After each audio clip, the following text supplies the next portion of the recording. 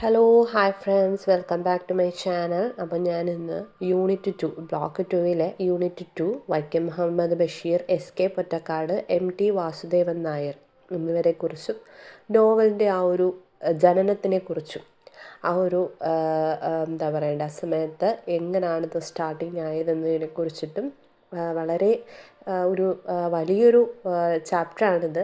എന്ന് വെച്ചാൽ നമുക്കറിയാം, വളരെ പ്രമുഖരായ സാഹിത്യകാരന്മാരാണ്. ഇവരെക്കുറിച്ച് എഴുതിയാലും പറഞ്ഞാലും ഒന്നും തീരില്ല. ഒരുപാട് നമ്മൾ ഗൂഗിളിലായാലും അല്ലെങ്കിൽ മറ്റു പുസ്തകങ്ങളിലും ഒക്കെ ആണെങ്കിലും ഒരുപാട് കേട്ട് പരിചയമുള്ള സാഹിത്യകാരന്മാരാണ്. ഇവരെക്കുറിച്ചിട്ട് ഒരുപാട് പോയിൻറ്റ്സുകൾ നമുക്ക് ആഡ് ഓൺ ആക്കി എക്സാമിൽ എഴുതാൻ പറ്റും. അപ്പോൾ എല്ലാവരും ഒന്ന് ട്രൈ ചെയ്യുക. ആദ്യം തന്നെ നമുക്ക് ഈ ഒരു പാഠഭാഗത്തിലേക്കൊന്ന് കടക്കാം. ഓക്കെ, ആദ്യം നമുക്ക് മലയാള നോവൽ സാഹിത്യത്തിനെ കുറിച്ചിട്ടൊന്ന് പറയാം. ഇതിൻ്റെ പ്രാരംഭഘട്ടം കഴിഞ്ഞ വീഡിയോയിൽ ഞാനത് പറഞ്ഞിട്ടുണ്ട്. എന്നാലും നമ്മൾ എഗെയിൻ ആൻഡ് എഗെയിൻ ഇത് കേട്ടുകൊണ്ടിരിക്കുമ്പോൾ നമ്മളുടെ മൈൻഡിൽ അത് ഓൾറെഡി തന്നെ അത് സെറ്റാവും. അതുകൊണ്ടാണ് ഞാനത് വീണ്ടും വീണ്ടും പറയുന്നത്. ആ ഒരു പോയിന്റ് നിങ്ങൾക്ക് എഴുതാൻ പറ്റും. ഓക്കെ, മലയാളത്തിൽ നോവൽ എന്ന സാഹിത്യരൂപം ഉടലെടുക്കുന്നത് ഇംഗ്ലീഷ് സാഹിത്യവുമായുള്ള ബന്ധത്തിൽ നിന്നാണ്. 19-ാം നൂറ്റാണ്ടിൽ പാശ്ചാത്യ നാടുകളിൽ പ്രചാരത്തിലുണ്ടായിരുന്ന കഥാ ആഖ്യാന രീതികൾ മലയാളത്തിലേക്കും പകർന്നു വന്നു. ലക്ഷണമൊത്ത ആദ്യ നോവൽ വരുന്നതിന് മുമ്പ് തന്നെ നോവൽ എന്ന പേരിൽ ചില കൃതികൾ പുറത്തു വന്നിരുന്നു.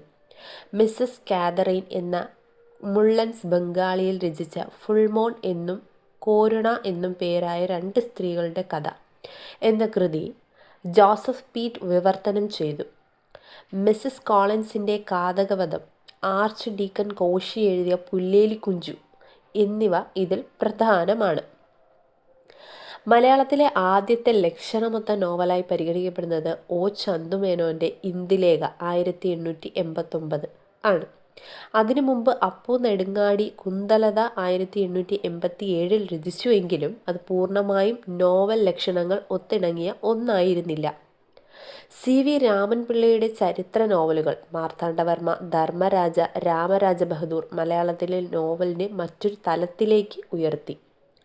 1930-കൾക്ക് ശേഷം തകഴി, ബഷീർ, കേശവദേവ് തുടങ്ങിയവരുടെ മലയാള നോവലിൽ യഥാർത്ഥ പ്രസ്ഥാനം റിയലിസം ശക്തമായി.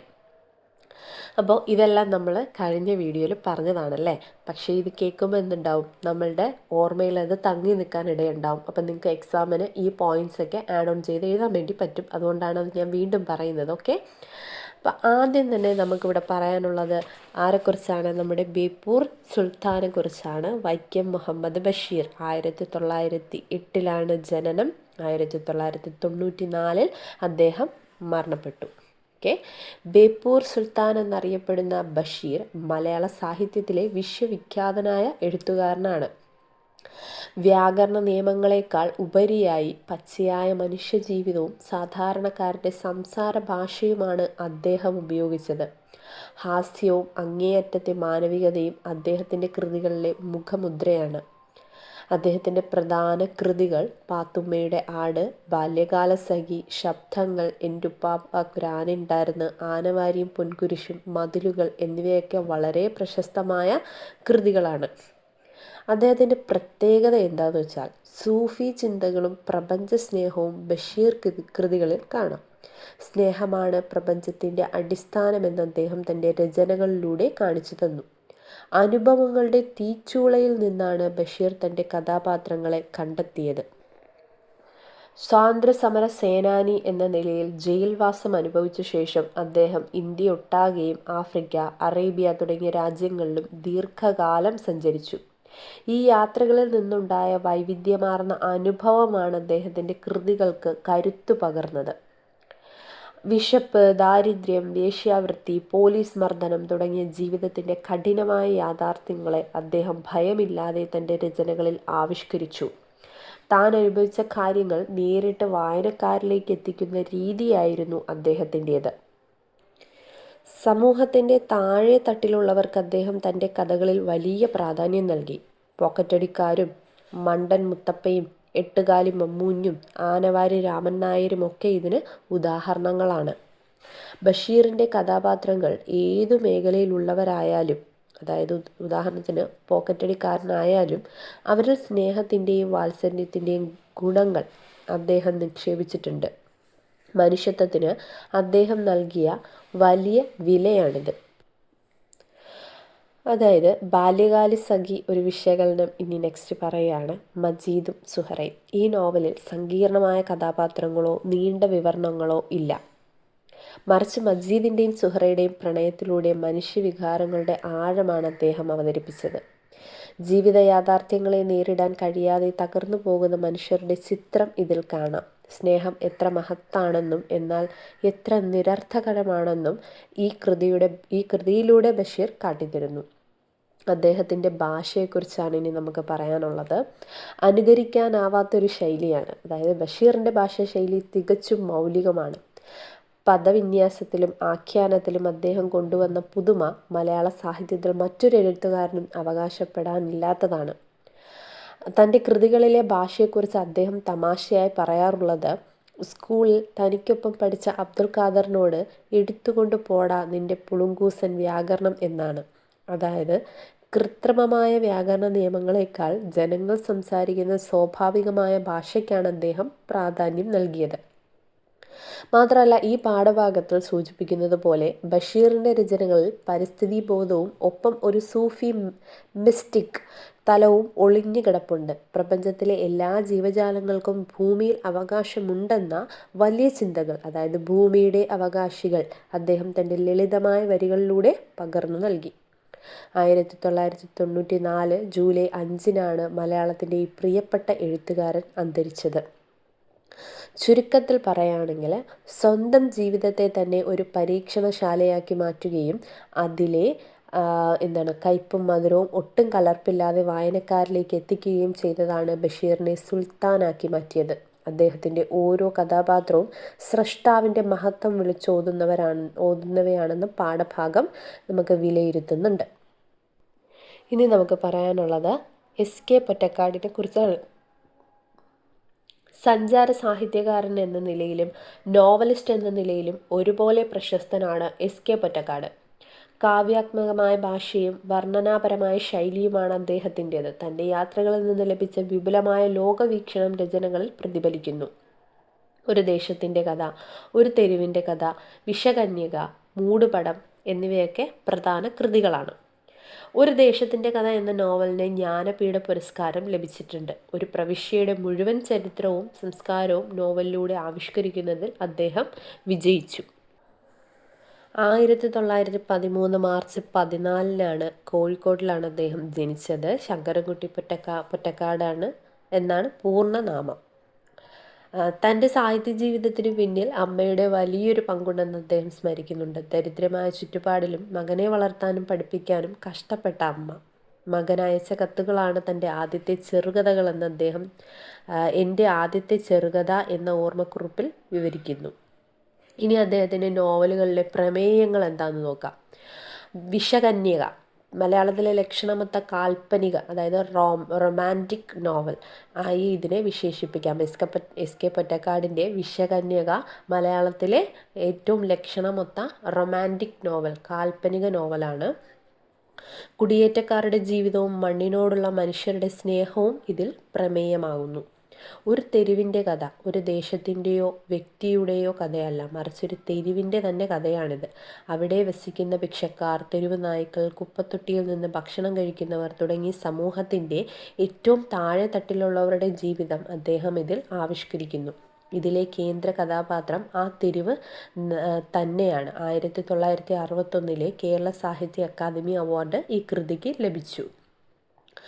ഇനി ഒരു ദേശത്തിൻ്റെ കഥ, അതൊരു വിശകലനമാക്കി നമുക്ക് നോക്കാം. ശ്രീധരൻ.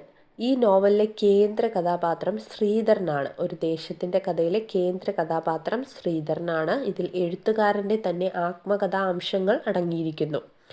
അതിരണിപ്പാടം. നോവലിലെ പ്രധാന പശ്ചാത്തലം, അതായത് ഒരു ദേശത്തിൻ്റെ കഥയിലെ പ്രധാന പശ്ചാത്തലം അതിരണിപ്പാടമാണ് എന്ന ഗ്രാമമാണ്. ഒരു ഗ്രാമം 3 പതിറ്റാണ്ടുകൊണ്ട് എങ്ങനെയെല്ലാം മാറുന്നു എന്നതിൻ്റെ ചരിത്രമാണ് ഈ നോവൽ. ഇനി മാപ്പിള ലഹളയുടെ പശ്ചാത്തലം പറയുന്നുണ്ട്. മാപ്പിള ലഹളയുടെ കെടുതികളും അതുണ്ടാക്കിയ ദുരന്തങ്ങളും ഈ കൃതിയിൽ പ്രതിപാദിക്കുന്നുണ്ട്. അദ്ദേഹത്തിൻ്റെ ശൈലികളും പ്രത്യേകതകളെയും കുറിച്ചാണ് അടുത്ത പറയുന്നത്. യഥാതഥവും കാൽപ്പനികവുമാണ്. പൊറ്റക്കാടിൻ്റെ രചനകളിൽ യഥാതഥ പ്രസ്ഥാനത്തിൻ്റെ, അതായത് റിയലിസത്തിൻ്റെ തുടക്കമുണ്ടെങ്കിലും അതിനോടൊപ്പം തന്നെ ഒരു കാൽപ്പനിക ശോഭയും ഒരു റൊമാൻറ്റിസിസവും കാണാം. അദ്ദേഹം ഒരു മനുഷ്യ സ്നേഹിയാണ്. മനുഷ്യനിലുള്ള അഗാധമായ വിശ്വാസവും അവനെ അംഗീകരിക്കാനുള്ള ആർജവുമാണ് പൊറ്റക്കാടിൻ്റെ കൃതികളെ വേറിട്ട് നിർത്തുന്നത്. കൃതികളെ എന്താ പറയണ്ടേ, ഒരുപാട് വ്യത്യസ്തമാക്കുന്നതും അദ്ദേഹത്തിന് മനുഷ്യനോടുള്ള ഒരു സ്നേഹം ആണ് എന്ന് പറയാം. മനുഷ്യൻ്റെ നന്മയും തിന്മയും വേദനകളും ദുരന്തങ്ങളും അദ്ദേഹം ഒരേപോലെ തൻ്റെ കഥകളിൽ തുറന്നു കാട്ടി.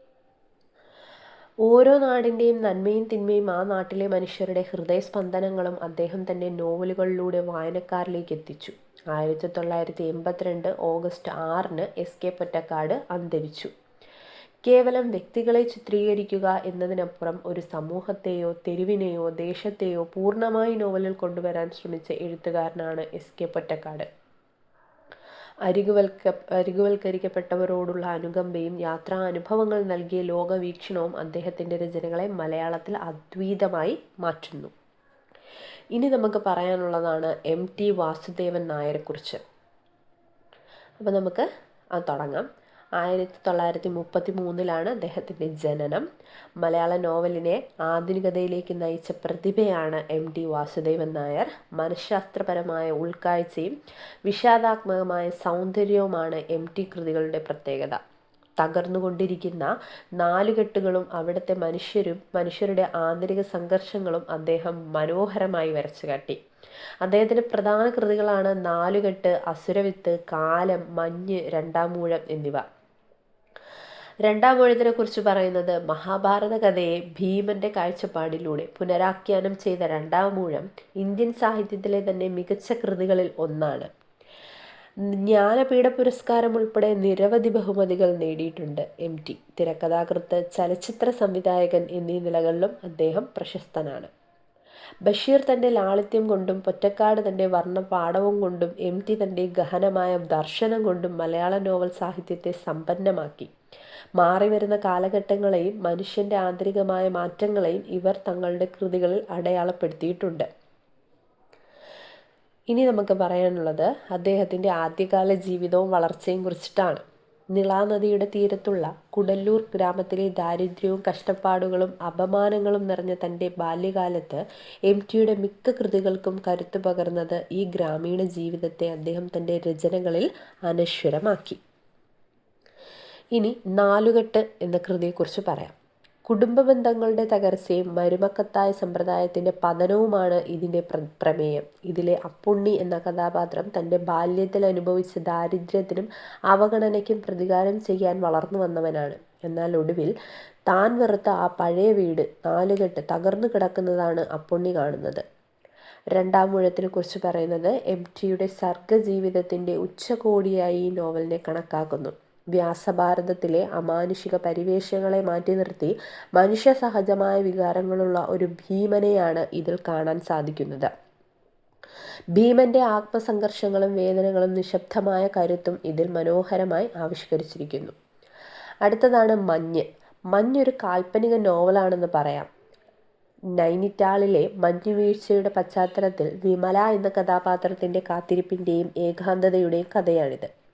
മഞ്ഞ് മലയാളത്തിലെ ബോധധാരാ നോവലുകളിൽ പ്രധാനപ്പെട്ട ഒന്നാണ്.